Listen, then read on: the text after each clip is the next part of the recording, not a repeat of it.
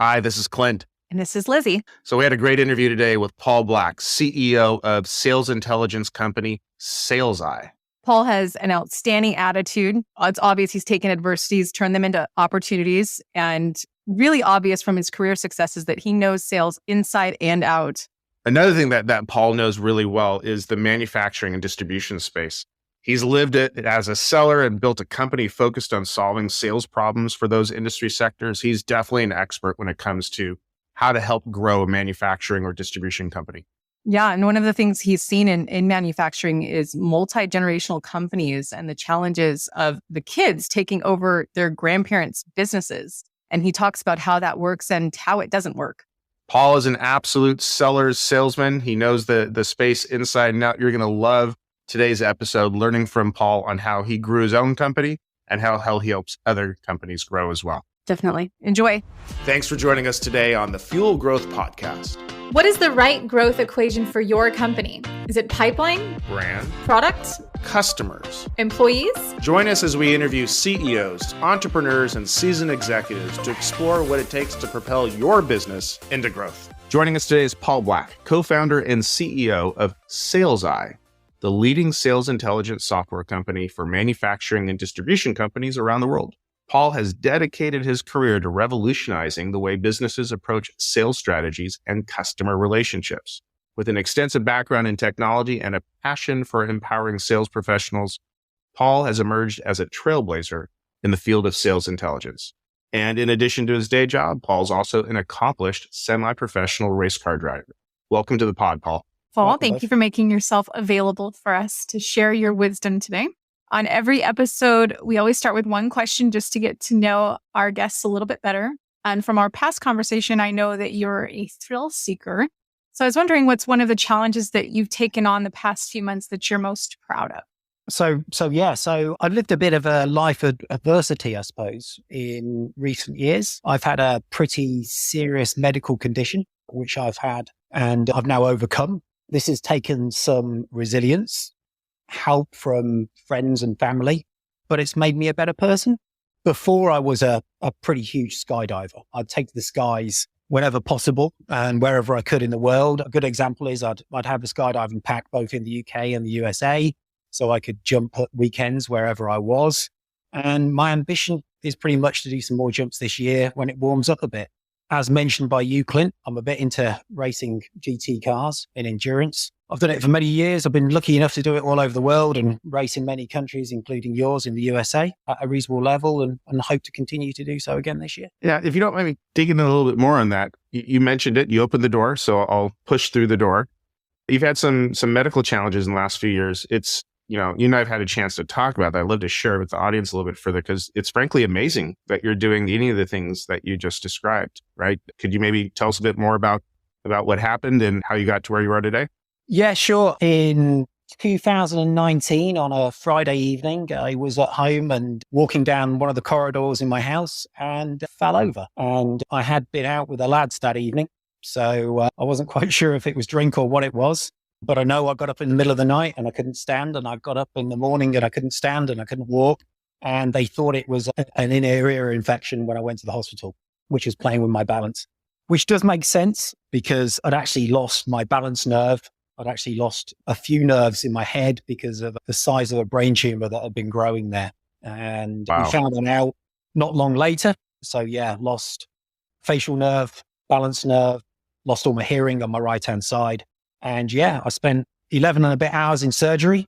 And then later on, I spent 9 and a bit hours in surgery. I've had 2 lots of radiotherapy. I've had probably about a dozen to 15 procedures to try and get my face to work again on the right-hand side because it stopped working. So yeah, it's... I gotta tell you, you wouldn't know that talking to you at all. I mean, you walk, you talk as if there's no impediment whatsoever. It's an amazing place where you're at today compared to what you described just a few short years ago. Yeah. The people who know me well have seen me go through it. I had full facial palsy of the right-hand side of my face.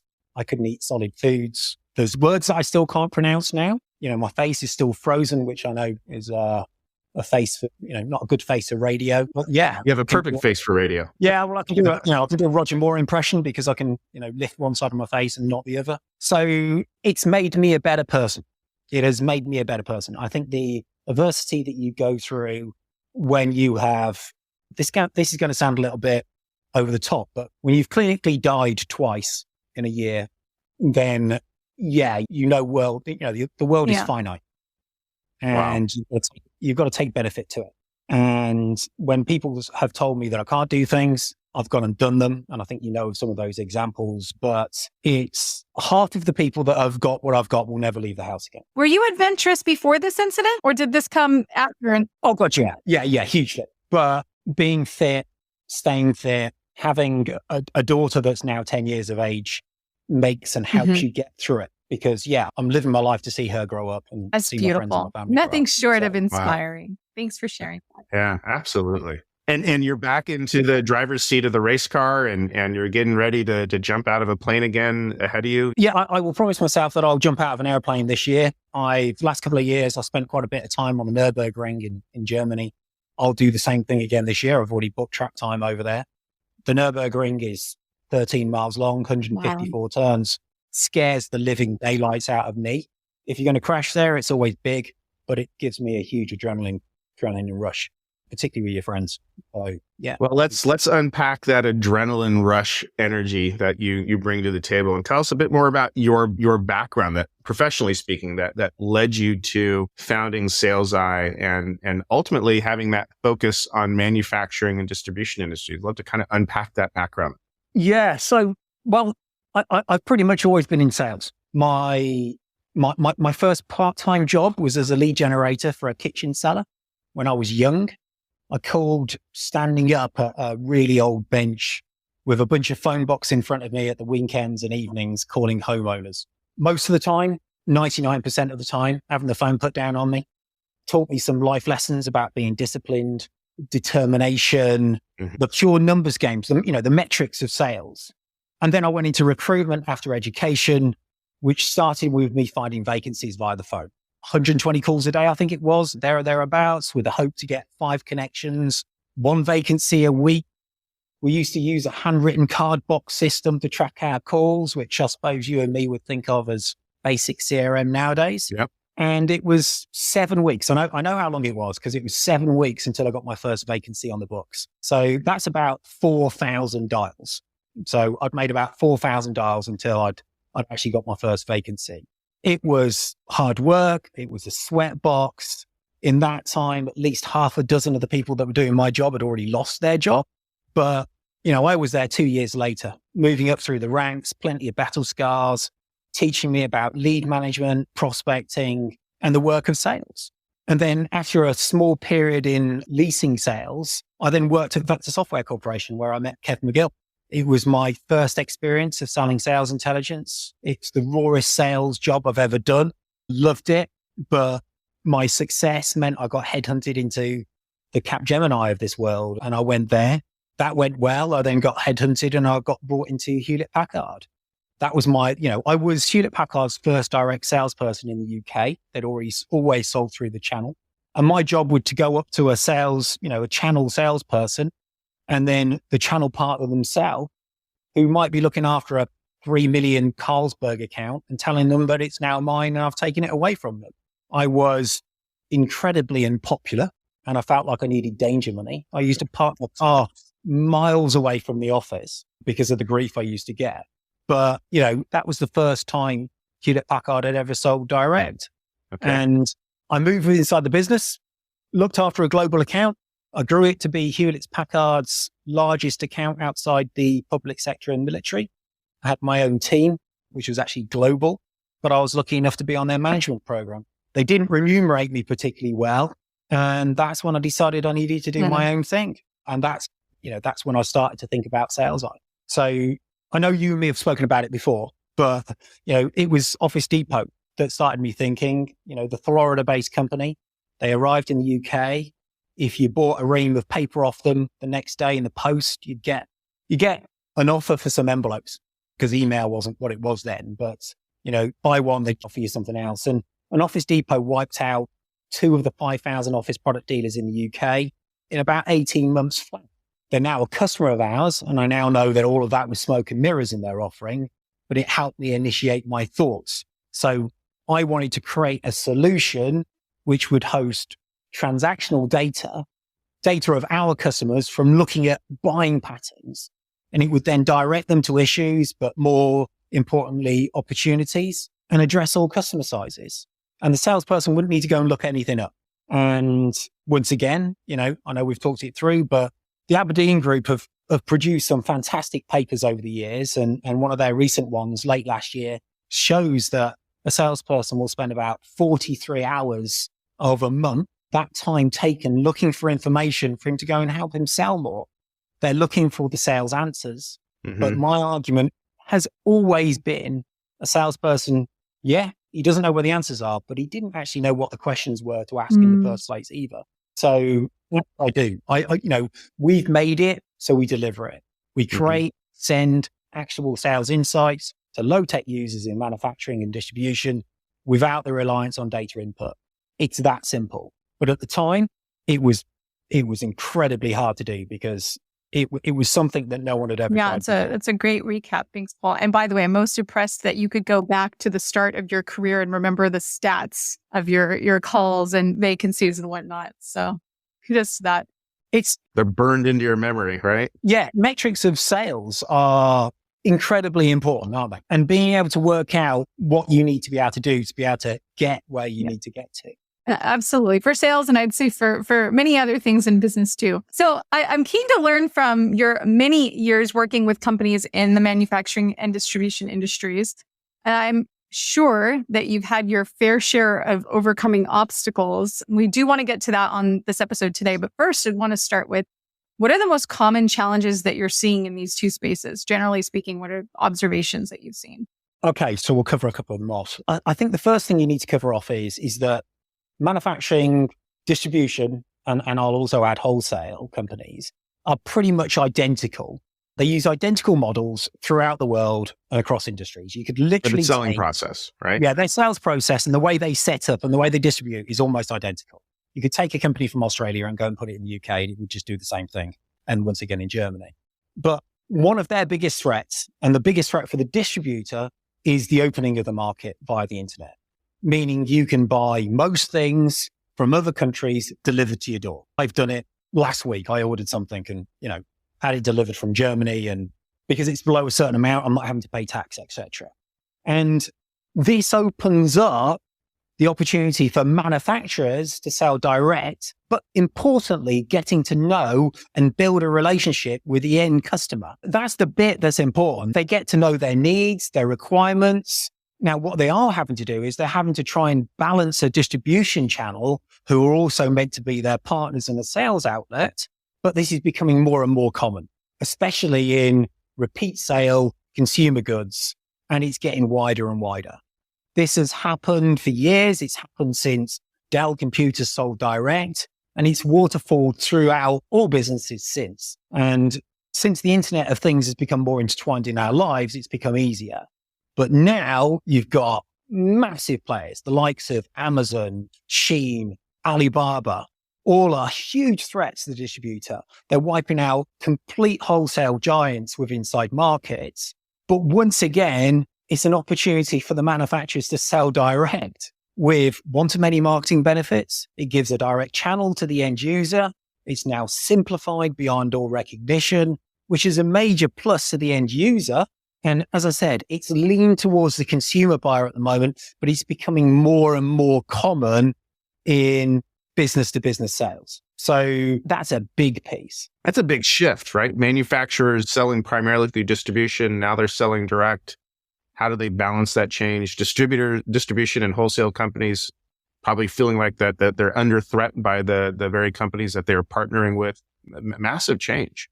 It is massive change. But there is good news as well. There is good news as well. And that is, the good news though, is that many businesses, to do business to business transactions, they still need knowledge and they still need skill to transact. Let's think of an example. So how many times have you gone on the internet looking for something and then having to give up as you're not sure if the kitchen fitting you're looking is compatible with what you have? Or, for example, a car part will fit on a 1960s classic car. You need an expert to give input into exactly the same way a maintenance manager in a building needs help with a heating unit when it breaks down.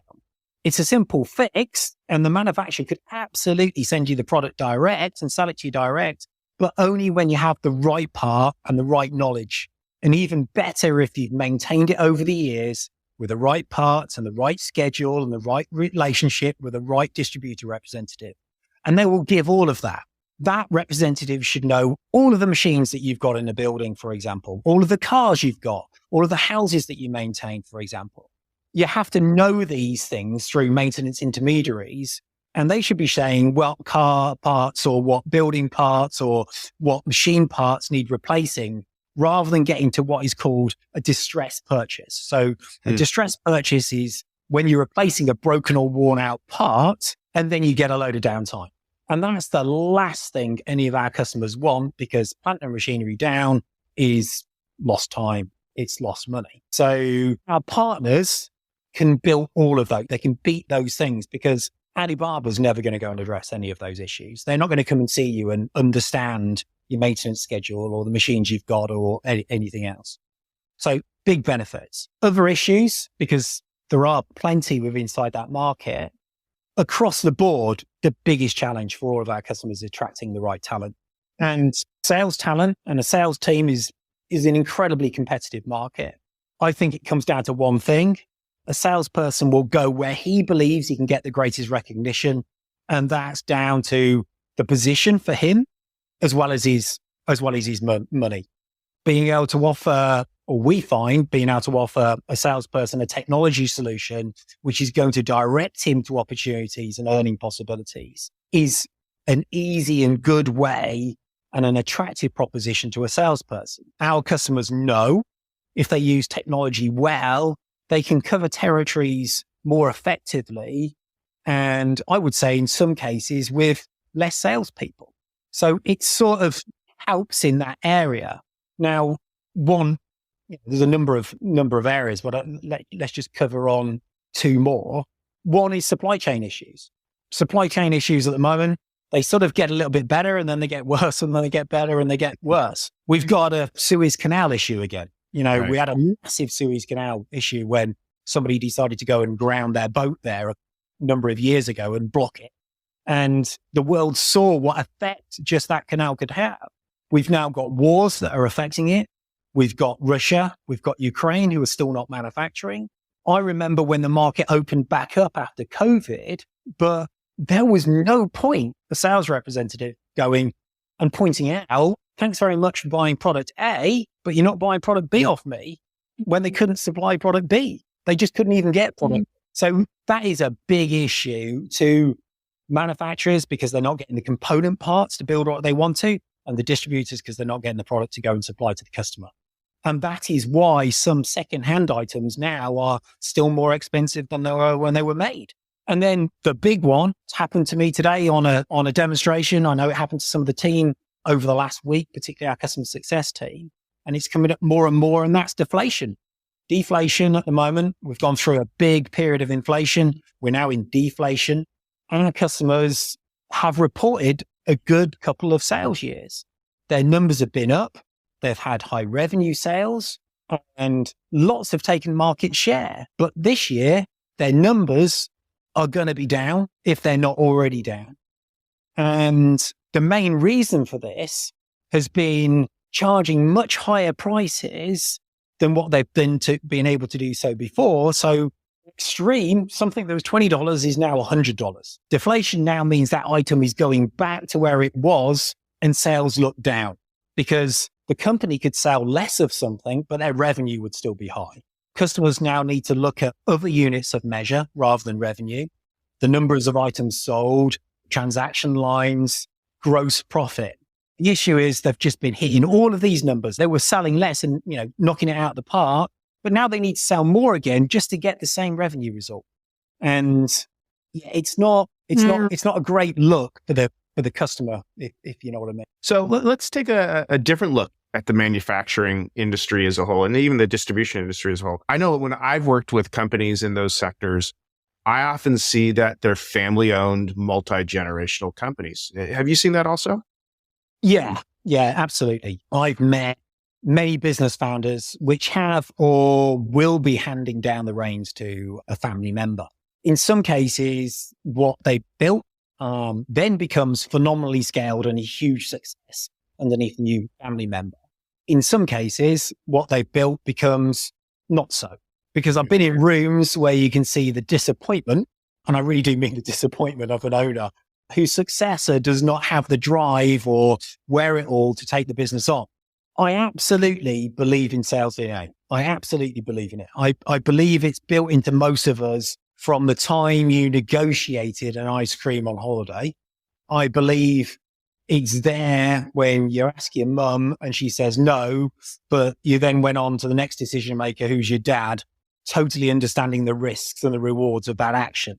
And everybody has different levels of that. An original business owner will have built the business on customer service, a right product, the right service of that product. But in the main, he's built it on relationships which are and can be deeply seated. The original family member doesn't really understand why the business is not doing as well, it's not growing, and it's definitely not flourishing. The one thing that has happened, though, is it's changed. And, I've seen that in my business, and I'm sure, Clint, you've done the same. The greatest amount of appointments made at SalesEye in a single day is when I made them on my own. The most amount of sales done in a month was by two of us in the early years. And of course, anybody is just going to turn around and ask why. And I think the only answer you can put that by is that the world's moved on. There is more competition. There's lots of, forms of competition, a fussier market, economic, global pressures. We now sell much bigger deals, ones which don't turn around in a month, but it is progression. Don't get me wrong. We still sell, we still do deals in 1, 2 days and 3 days, and we still do deals on the day. But some of the deals, because they're slightly bigger, it doesn't happen. And to me, those multi-generational business, when I look back at them, you have to be open to that learning. You have to be open to that change. And I feel it's hard for multi-generational companies to survive because they get out-innovated unless that new blood invests and brings in new ideas and new channels to market. So that's kind of a, frankly, to a certain degree, a common theme, even in movies and books, where the next generation comes in to take over the business and they bring new strategies. What are some of the things that you've seen work best when that next generation is bringing in something new?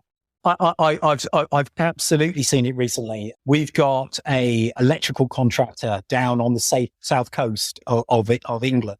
And the new blood brought in a way to be able to create and formulate the electrical fittings, but online for the first time. So instead of somebody having to send papers and documents in or email them through for somebody to be able to go and do it, they then created an online portal for them to be able to go and do it themselves, to be able to go and price it themselves, to be able to go and work the distribution themselves, to be able to get it to the end user, to be able to get it to the specifier, to make sure they were happy with it, get it to the architect so they were happy with the way that it looked.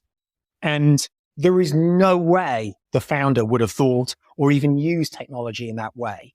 And, they created like a little separate business out of it. So yeah, there's lots of instances of that, but unfortunately, it's not always. So, Paul, I know at the heart of any successful company is an unforgettable work culture. And I'd like to understand from you how you've seen manufacturing businesses build I'll call it a sales-led culture. It goes back to actually one of the challenges that you were talking about just a bit ago with attracting talent, probably. Yeah, sure. We all know, don't we? Yeah, we all know. People and culture make a winning team.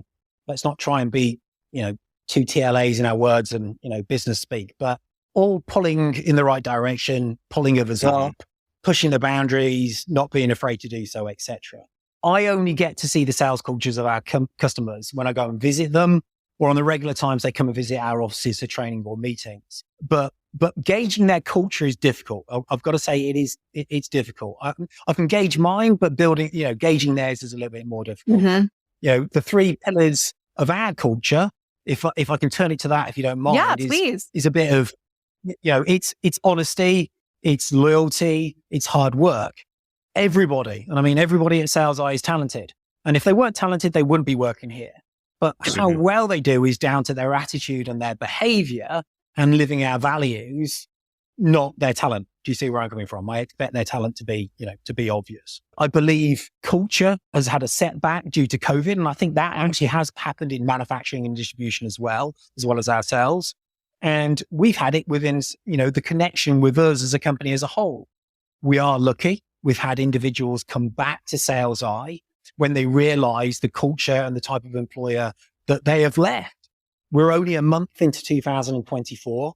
We've already had an employee come back to our company after a short spell at Jaguar Land Rover, who's a very prestigious, culturally based organization.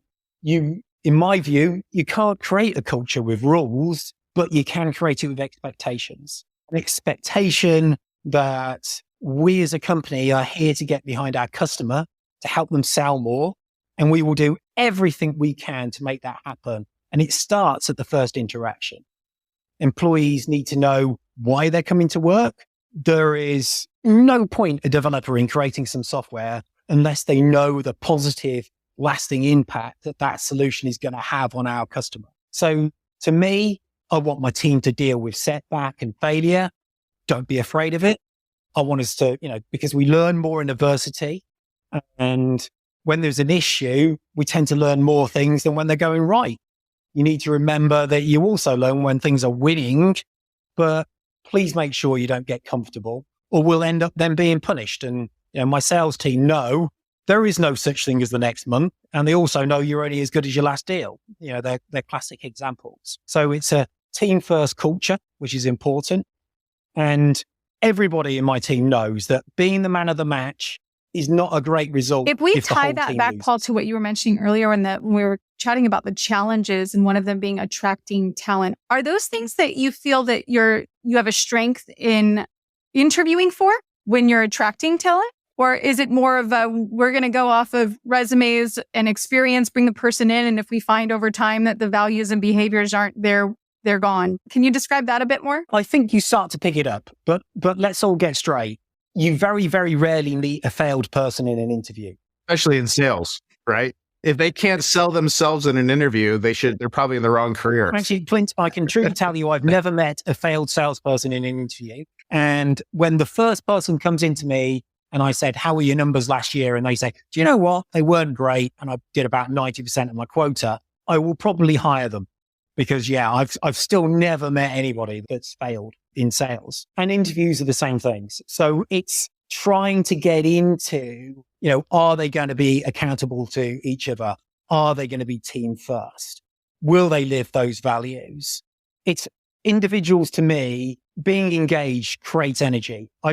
I do not understand how anybody could ever go to work and watch the clock because it's totally and utterly draining. So I need people that are engaged, create that energy, the classic sort of high performance, doing amazing things, etc. And you can only do that through questioning. But I think we all know you only get reality 3 months down the line. I think we're already starting to hint at it a little bit here, but let's shift gears and ask one of our final questions here that we always like to ask every one of our guests here on the Fuel Growth podcast. Learning to be the best comes from doing things right and also making mistakes. What are the top 2 or 3 mistakes you've made as a sales leader? How'd you learn from them? Yeah. Okay. So to me, my lessons learned. Everything comes down to talent. Everything comes down to talent. So it's closely connected to what we were just talking about. Everything that I have done well is employing a good person. And every single thing that I have done badly comes down to employing a bad person. And I've done some crackers. I've done some real good examples of both cases. And you then need to, you also need to do the leadership and the guidership and, and all those sort of bits and pieces. So for example, at the start, there's almost no proper sales management function, but it's not really needed because there's only 1 or 2 of you. So, you don't have any coaching, you don't have any feedback, you don't have any playbook, you don't have any battle cards. But the areas that you can fail, so can I'll sort of touch it from a sales leader's point of view. It's direction because, it's the poor understanding of the business. So it leads to errors, no vision, no strategy. And then of course the talent, which overrounds the top of it. I'm told that the average tenure of a sales VP is about 24 months. If your sales VP is no good, he's probably burnt and already damaged and lost a number of your decent salespeople. And that's happened to us. So the biggest mistake I have made in the company's history is hiring a poor, and that's a massive understatement, sales leader. So yeah, that's my biggest mistake. I think that's a pretty big one, isn't it? That's a good one right there. You bet. Yeah, I think it's a pretty big one. Another lesson I've learned is that most sales VPs have a revenue goal and maybe even a strategy, but they don't have individual salespeople behavior plans or actions. And those actions are necessary to achieve those goals. And I do go on about this quite a bit with inside our business. And if they don't have those, they end up managing the numbers. And managing numbers is, to me, a lagging indicator, not the behaviors. And behaviors, if you manage behaviors instead, they're the leading indicators. Now, to me, what selling behaviors does, it gives somebody the need to execute and be measured.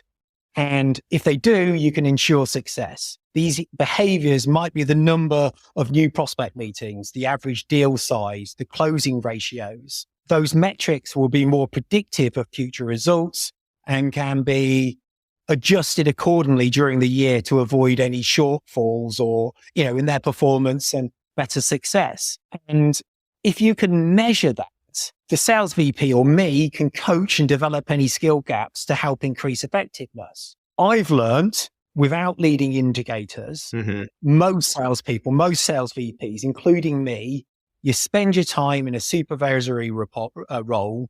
You're running reports, you're adjusting forecasts, you're putting out fires instead of coaching, instead of doing talent development. And they're the bits that you should be doing. Right. And, for me to be successful, or any sales VP needs to learn the lesson that there is a premium on coaching and staff development. Right. That is the thing they absolutely need to do. I think that's a great point. You're just saying how, as a sales leader, you can get caught up in firefighting and not spend the time on coaching. And I've seen that play out in not just in sales, frankly, in every function in a company. But that's a really good insight. And by the way, I'm incredibly guilty of it. I'm incredibly guilty of it myself, because since most sales VPs come into the position from a sales background, they tell their teams what to do, but they still don't invest time in teaching them how to do it. And that was absolutely the case with me. And I'm still a bit guilty with it. I just expect others to be able to do what I did. In the same way, you can go back to your previous question of the multi-generational companies. That multi-generational owner just... It's a great call out. Thank you, Paul. Aya, we're wrapping up here, and we have one last question for you today, which is, where can our listeners find you? Yeah, sure. So standard things, which is obviously sales-i.com. Sales I is on LinkedIn, Twitter, or X, I think we all are meant to call it now, even though everyone still calls it Twitter. So Perfect. Yeah, all of those handles. Outstanding.